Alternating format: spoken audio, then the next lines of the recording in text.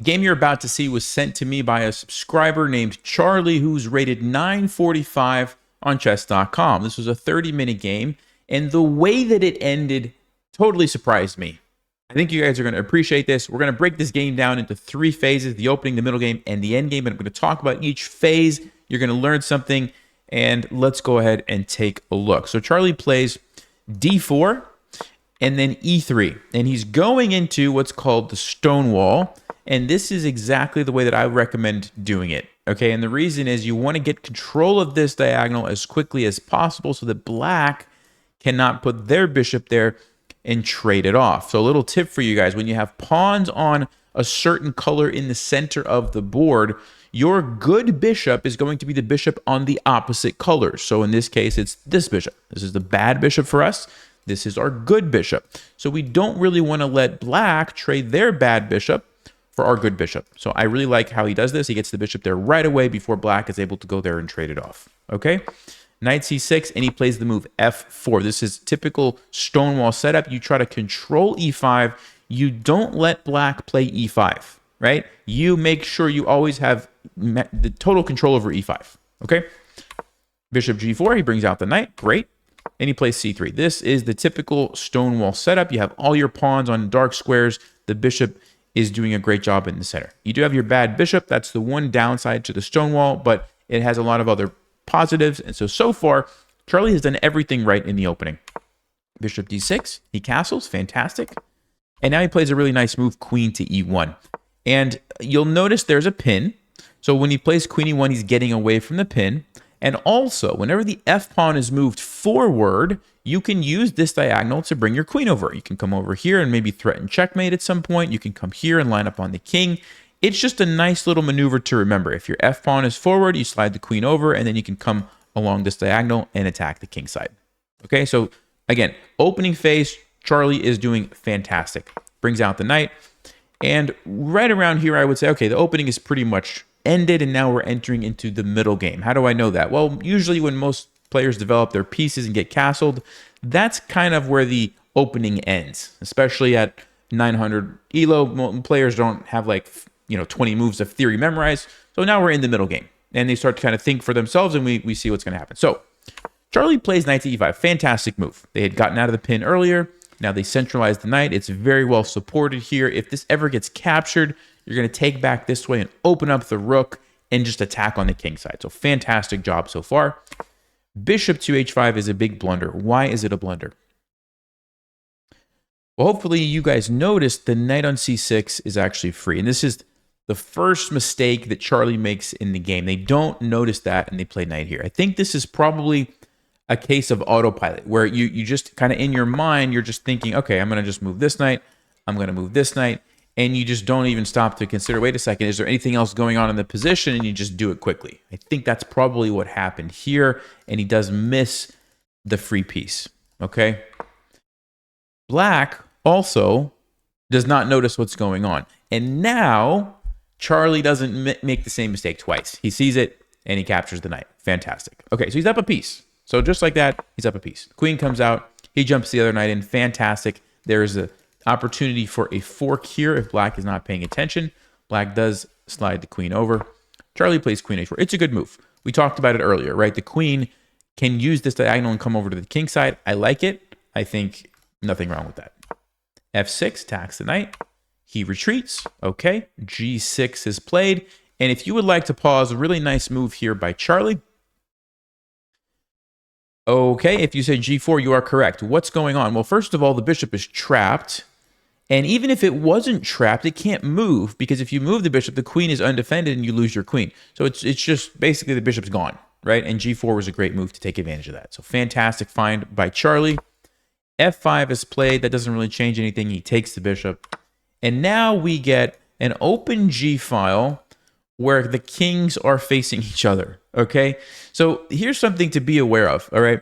Even though Charlie's up 2 pieces now, he won the knight and he won the bishop, there is still some danger on the g file. And you always want to remember, even if you're ahead material, if there is danger in the position, you could still very easily lose. Maybe it's a checkmate, maybe it's a queen blunder, maybe it's something else, right? So just keep that in the back of your mind, that This is a very different type of position than if this G file would be closed, right? There wouldn't be so much danger, and the two pieces is going to be a much easier win. Okay, so just keep that in the back of your mind. Let's keep going. He brings the knight in for a check. Nothing wrong with that. Even though it's attacked, it is defended by the queen. Okay, king moves over. He trades the knight. Now, this looks like a good move. However, he is not realizing one sneaky threat that black has in this position. If you would like to pause, what is the sneaky threat that black has? All right, well, hopefully you noticed it has to do with the G file that I mentioned. Queen to G7 is actually a fork on the king and the knight. And then there's going to be two attackers on the knight, only one defender. So by making this trade, when black recaptures, he now has two problems. He has the knight, and he also has the fork that he has to worry about. Okay, so he's going to lose one of these knights, however you look at it. Even if you try to block the check, now you've lost this knight. And so, unfortunately, that was not quite their best move, although I like the idea of getting rid of that powerful knight. All right, let's keep going. We're starting to enter into the next phase of the game. The middle game is, I guess you could still say it's the middle game, but we're getting close to the end game when the queens get traded right here. So he plays queen G5. Personally, I would have played king H1. Why? Because I want to use the fact that the queen is there, get my rook here, attack it, cutting off the king's escape route, and then I'm going to try to figure out how can I get my bishop to checkmate the king. So for example, here, maybe B3, bishop B2, C4, D5, and I'm just going to push all those pawns up and unleash this monster bishop on the king and have it cut off by the rook. Like, that's kind of a long-term plan that I would really like to go for. Okay? So, that being said, queen G5 is not a bad move, but I think I would have done it that way. And here we go. The queens get traded, and we now enter into the endgame. Typical rule when queens get traded is kind of when you go into the endgame. And looking at this position and how the game ends, I think you're going to be surprised like I was. So let's keep going. He plays king H1. Fantastic move. He's now realizing that this is where the rooks need to be. This is the only open file on the board. Remember, open files are files that do not have pawns on them. And so this is where your rooks want to be. And so he's getting ready to do that. So fantastic. And black is recognizing the same thing. So rook to G1, bishop to H4. He brings out his bishop. Okay, the rook is attacked. He just slides it up. This is a really great move. Why? He saves the rook, so he's not blundering his rook. He's attacking the bishop, so it comes with the tempo. And he's setting up to create a battery. When there's only one file, you know where your rooks are supposed to go onto the open file. And so creating a battery there is the best decision he could make. So fantastic job here by Charlie. I really like the way these moves unfolded. And now he plays rook over here. And black plays the move. Actually, I'm going to turn off the eval bar for this part of the game because there's something that's going to happen and I want to not spoil it. So black plays the move bishop f6. You can see it's a mistake. Why is this move a mistake? Well, when I was going through the game, I'm kind of flipping through some of these games quickly because I had to pick which game I was going to feature. And I went through this part and his next move, Charlie's next move, it caught me off guard. I was like, wait, did he just do that? He plays the move rook to G, and I'm like, oh no, he blundered his rook. What is he doing? And then I realized why he played there. Hopefully you guys have spotted it by now. If not, here you go. Knight to F7 is checkmate. The game is over. It's a variation of the smothered checkmate, but instead of a black piece being here, he's using his rook. Absolutely stunning move.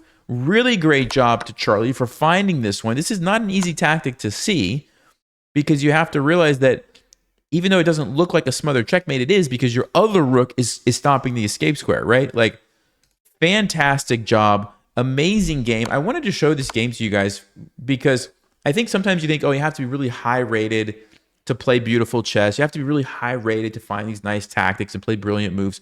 No, Charlie's 945 and he played an amazing game with a beautiful finish. I wanted to say congratulations to Charlie. I hope you guys can take some inspiration from this. And he just did almost everything right. He played the opening nicely. He played the Stonewall the way that it's supposed to be played. There was one mistake here where he didn't see that right away. Okay. And then he played the middle game very nice. He did what he was supposed to do. Bring the knights into the center, brings the queen over, avoids the threats, traps the bishop. Everything was great. Okay, little mistake here. Didn't notice the tricky fork. But apart from that, gets the rooks over, and then he finds the finishing blow. Really, really great. I hope you guys can appreciate that game. Hope you learned something. And thank you to Charlie for the feedback. He gave me some feedback on the new Chess Vibes Academy. And I said I was going to pick one player's game. And Charlie's just jumped out at me as like an amazing game. So thank you, Charlie. Appreciate it. And I hope you guys learned something as well. See you next time. Stay sharp, play smart, and take care.